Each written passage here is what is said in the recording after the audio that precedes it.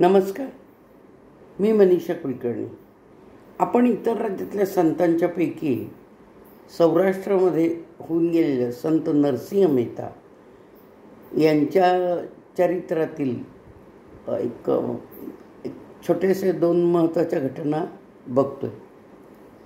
तर मागच्या ह्याच्यामध्ये मी व्हिडिओमध्ये त्यांना ठाकूरजींना आवडणारा आणि ते जे गात होते ठाकूरजींच्यासाठी तो केदार राग कसा गहाण ठेवायला लागला त्यांना आणि त्याच्याबद्दलचं माहिती सांगितली ती. आज त्यांच्या लग्न झाल्यानंतर त्यांचं लग्न झालं, त्यांना मुलं होती आणि त्यांच्या मुलाचं लग्न त्यांनी ठरवलं.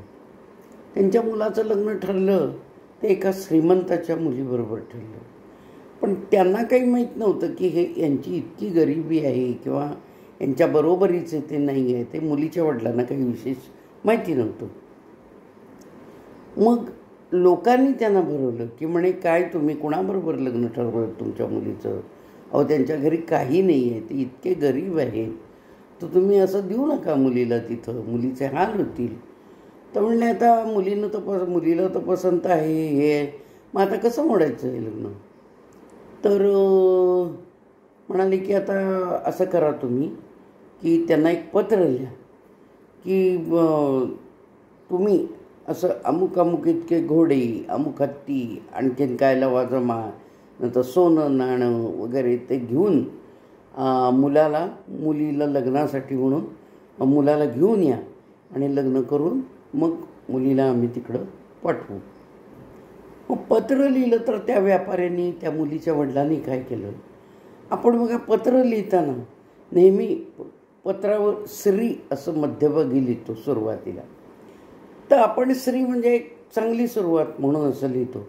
पण काल मी ती माहिती वाचताना मला असं कळलं की श्री ह्याचा अर्थ आपण परमेश्वराला ते आवाहन करतो की आम्ही जे काम करतो आहे हा सगळा भार तुझ्यावर आहे आणि तुझ्या म्हणजे आशीर्वादाखाली हे सगळं चांगलं होऊ दे.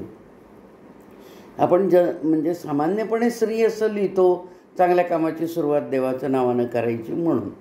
पण ही माहिती घेताना मला ते समजलं की ह्याचा खरा अर्थ काय येतो. तर ते पत्र लिहिलं तिच्या वडिलांनी आणि पाकिटात बंद करून दूताकडनं ते पाठवून दिलं नरसिंह मेहतांच्याकडं. नरसिंह मेहतांनी ते पत्र बघितलं आणि नुसता पाकिट फाडून ते काढलं पत्र आणि वर फक्त ओळ बघितली ती की त्याच्यावर लिहिलं होतं श्री. आता श्री असं लिहिलेलं आहे म्हणल्यानंतर श्री ठाकूरजी असं काहीतरी ते देवाचं नाव लिहिलेलं होतं. ते बघितल्याबरोबर नरसिंह मेहतांनी सांगितलं हे पत्र माझं नाही, हे ठाकूरजींना आलेलं पत्र आहे. म्हणून त्यांनी खालचा मजकूर अजिबात वाचला नाही आणि ते पत्र ते ठाकूरजींच्या पायाशी म्हणजे भगवंतांच्या पायाशी त्या देवळामध्ये तिथं ठेवलं आणि त्यांना काही कल्पना नाही. मग आणि लग्नाचा दिवस उजाडला आणि लग्नाच्या दिवशी ते आपल्या मुलाला एका सामान्य घोड्यावर बसवून मुलीच्या घरी आपले कोण पाहुणे वगैरे होते त्यांच्याबरोबर ते लग्न लावण्यासाठी म्हणून घेऊन चालले आणि ठाकूरजींना प्रश्न पडला, भगवंतांना प्रश्न पडला, अरे माझ्या भक्ताच्या मुलाचं लग्न आहे आणि ह्याच्यात तर खाली सगळा हा मजकूर लिहिलेला आहे, पण हा किती भक्त भोळा, हे पत्र मला आलेलं आहे असं समजून त्यांनी ते न वाचता माझ्या पायाशी ठेवलं आहे. तर आता हे सगळं ह्याची जबाबदारी माझ्यावर आली आणि याच्यामध्ये तर असं लिहिलेलं आहे की तुम्ही ते असे इतके घोडे, इतकं ते काय हत्ती, इतकं सोनं, इतकं पैसा असं घेऊन आमच्या मुलीला लग्न करून घेऊन जायला या म्हणून. आणि माझ्या नरसीला तर हे काहीही माहिती नाही. तो आपला बिचारा साधा एक घोडा घेऊन आपल्या मुलाला घेऊन गेला आहे लग्न लावायला. मग ते अशी त्यांची ती वरात चाललेली असताना मध्ये एका गावामध्ये एक राजबिंडा अगदी आणि राजपुत्रासारखा दिसणारा एक मुलगा आणि असा चांगला रुबाबदार घोडा बिडा घेऊन आला आणि नरसिंह मेहतांना म्हणाला की मला म्हणजे असा निरोप आलेला आहे की आपल्यासाठी म्हणून हे मी सगळं लवाजमा हा घेऊन आलेलो आहे आणि हे घोडे हत्ती अमुक तमुक हे सगळं सोनं नाणं हे घेऊन तुमच्या लग्नामध्ये सामील होण्यासाठी मला आदेश झालेला आहे म्हणून मी आलो आहे. तर ठीक आहे म्हणले. तर नरसिंह मेहता काय लग्नाला चाललो आहे म्हणल्यानंतर मग तो पुढं नवरा मुलाचा घोडा असा चांगला राजबिंडा दुसरा घोडा दिला त्याला. तर त्याच्यावर तो नवरदेव सजन बसलेला.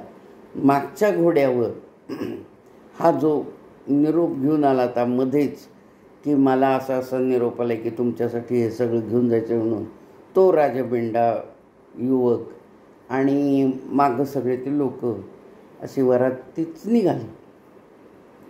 वरात निघाल्यानंतर त्या मुलीच्या दारापर्यंत ती वरात गेली आणि लोक अचंबित झाले की इतका देखणा तो सगळा वरातीचा सोहळा.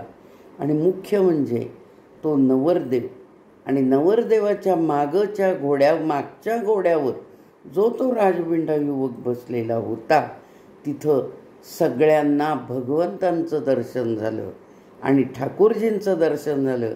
आणि ठाकूरजी त्या राजबिंड्या युवकाच्या रूपामध्ये आपल्या भक्ताची लाज राखण्यासाठी किंवा आपला भक्त आहे ही माझी जबाबदारी आहे, ही जबाबदारी ओळखून हा सगळा लवाजमा ते तिथं घेऊन आले ते.